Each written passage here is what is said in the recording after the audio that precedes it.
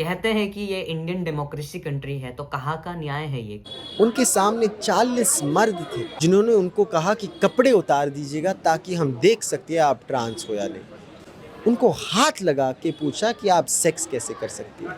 ये नीच सोच है सरकार की। हमारी पहचान हमारा अधिकार। सारे मुद्दे छोड़कर पीछे पड़े हुए हैं ट्रांस पीपल के, उसके समुदाय और सारी चीज़ों को ख़त्म करने के लिए। आज दुर्भाग्य की बात यही है कि ये ट्रांसजेंडर बिल 2026 इलीगल है, अनकॉन्स्टिट्यूशनल है और इलॉजिकल है। आप देखिए कि 2014 में सुप्रीम कोर्ट ने इस देश को एक संदेश दिया था कि हमारी पहचान हमारा अधिकार। सिर्फ आप तय कर सकते हो कि आपकी पहचान क्या है और उस पहचान को आईडी कार्ड में रखना, किसी भी डॉक्यूमेंट में रखना सरकार की जिम्मेदारी है। इस प्रिंसिपल के खिलाफ जाने से इस बिल ने एक मेडिकल बोर्ड इंट्रोड्यूस किया है। अभी आपने ग्रेस बानू जी का एक अकाउंट सुना। उनके सामने 40 मर्द थे जिन्होंने उनको कहा कि कपड़े उतार दीजिएगा ताकि हम देख सके आप ट्रांस हो या नहीं। उनको हाथ लगा के पूछा कि आप सेक्स कैसे कर सकते हैं।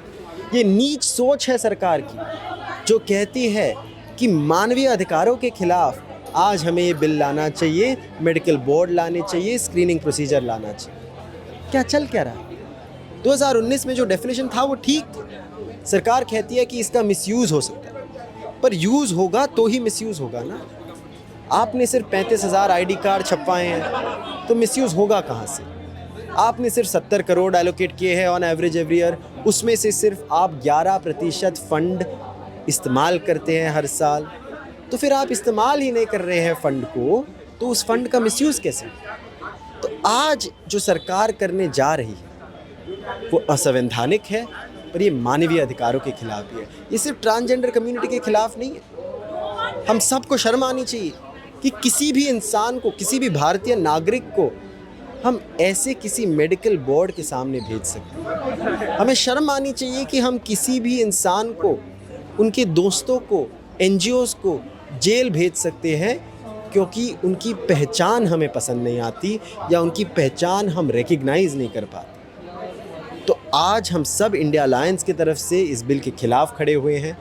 हमने ये भी मांगा है कि योगिता स्वरूप जी जो एक्टिंग जॉइंट सेक्रेटरी है इस मिनिस्ट्री की, जिन्होंने national council of transgender persons के सदस्यों का अपमान किया है, कि उनका इस्तीफ़ा मांगा जाए, उनका इस्तीफ़ा लिया जाए।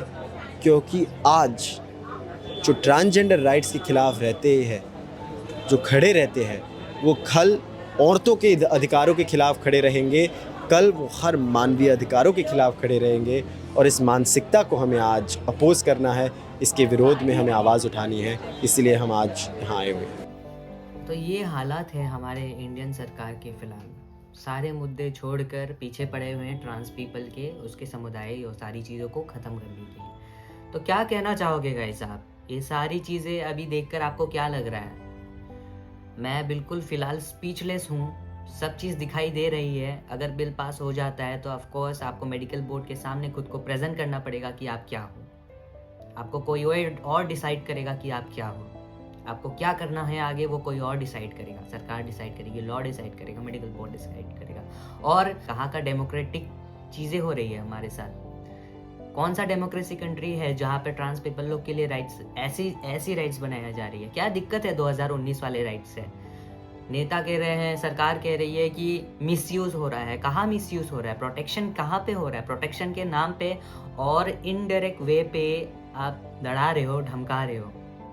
अब तो लोग जो साथ देने वाले सपोर्टर्स, ऐसे भी सपोर्टर्स बहुत कम होते हैं ट्रांस पीपल्स के लिए। अब जो सपोर्ट करेगा आप उसको भी जेल डालने के लिए बात कर रहे हो, उसके लिए भी आप प्रोटेक्शन कर रहे हो। ये कहीं ना कहीं प्रोटेक्शन नहीं बोल सकते हैं इसको, इनडायरेक्टली आप सारी चीज़ों को ख़त्म करना चाहते हो।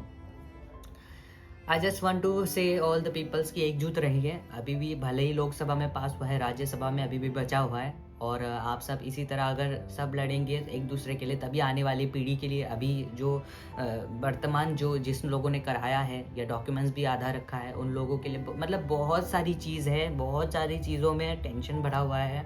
मैं इतना ही बोलूँगा, सब काम डाउन रहे और अच्छे से जितना हो सकता है चीज़ों को कानों तक पहुँचाए और एक दूसरे का साथ बढ़ के आगे बढ़े। धन्यवाद गाइस, आज के लिए इतना ही। मैं बिल्कुल स्पीचलेस हूँ। आज खबर सुनते ही मुझे अजीब सा लग गया है, पता नहीं मैं क्या बोलूँ जब पता चला है कि लोकसभा में ये बिल पास हो गया। हालांकि इतना डरने की बात नहीं है, राज्यसभा में अभी बचा है, बट फिर भी मैं थोड़ा बहुत स्पीचलेस हूँ इस चीज़ को लेके। और भी वीडियोस लेकर आऊँगा इसके ऊपर में गाइस। तब तक के लिए वीडियो में बनते रहे और ज़्यादा से ज़्यादा शेयर ज़्यादा करें एंड एक दूसरे के सपोर्ट में एंड साथ में रहें। Thank you so much. और कमेंट ज़रूर करें कि आपका क्या कहना है इस बारे में।